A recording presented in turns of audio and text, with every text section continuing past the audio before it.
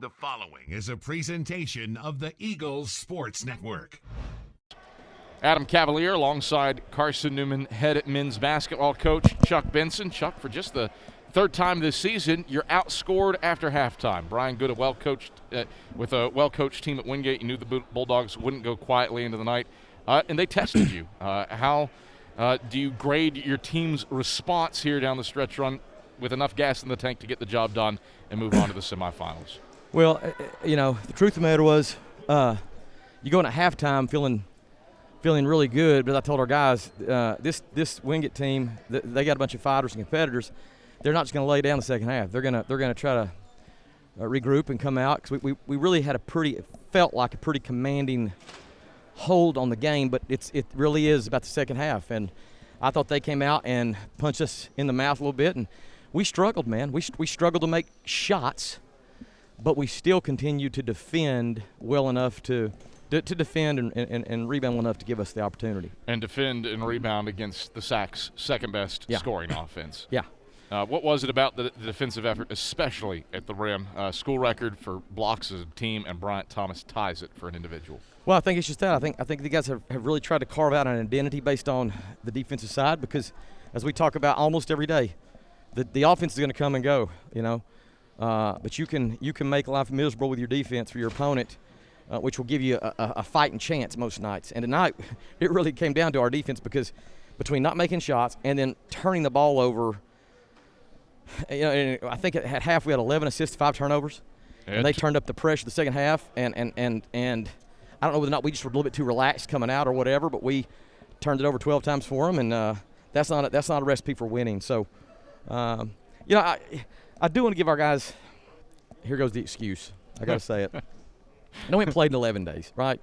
I think we were really jacked up to come out, but I do think we were a little bit rusty in terms of just the flow of our offense. It didn't seem like it was quite as in sync maybe as it was 2 weeks ago when we last played. So I'll give them that. I think it's interesting to hear that too, considering how the balance of this game went. You had one of those classic runs, at least for this season, 16-2 in the latter stages of the first half. To get up by 17 at the halftime break.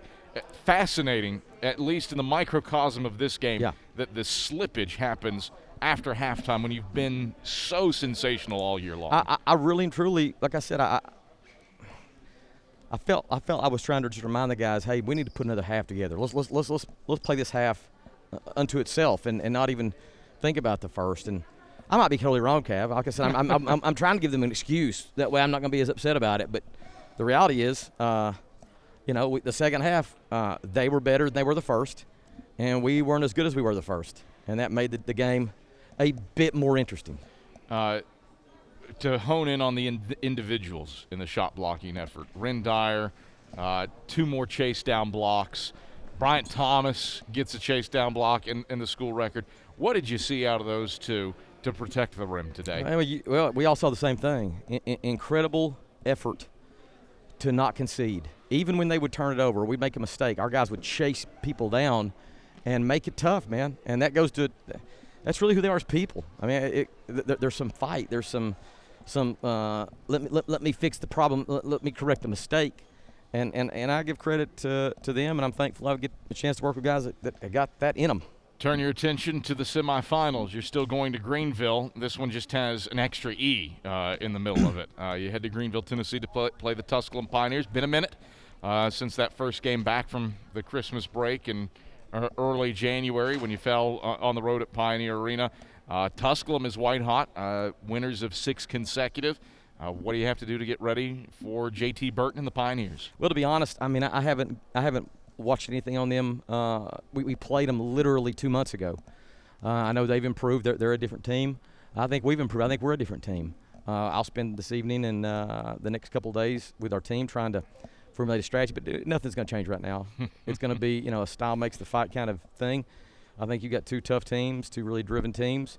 Both these teams know that, you're in the semifinals of the conference tournament, and the next one that wins advances not only to get a chance to play for the SAC tournament championship, but you very well may secure yourself a position with an at-large bid in the NCAA tournament. So I'm so glad that when you and I drove to Hartsville, South Carolina, about 4 months ago, if you'd have told me we would be sitting where we're sitting right now, I don't know if I would have believed it, but we are, and our guys have earned the right to be where we are, and I'm really thankful that we're getting an opportunity. All right, Chuck, pleasure as always. Congrats on a quarterfinal win and your first appearance in the SAC semis since 2018. Yeah, and this year's been weird because we win games.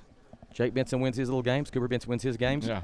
But today was another win. You didn't know about this win. What was the win? The oldest of my kids, Abby Benson. She got a win today. She got, and I'm gonna hype it up a little bit now. She got admitted to Vanderbilt Divinity School. Ooh. And she's such a good student. She got a really, really healthy scholarship, which makes her daddy extra proud. Because now I'm not on the hook for it. So. Well, that's wonderful. But here's what's not wonderful. You're not dressed alike. I mean, look at the Benson clan down to the right here. All striped shirts, all alternating colors. Jake, Cooper, and Tabitha. And you're over here in your little zip up. Kev, there's no doubt that I'm just a wardrobe malfunction waiting to happen. But I'm okay with that. Chuck, I have to tell you, I'm not. Fair enough. All right, Chuck, congrats on the win. We'll talk to you Thursday. Thanks, Kevin. That is Carson-Newman head men's basketball coach Chuck Benson.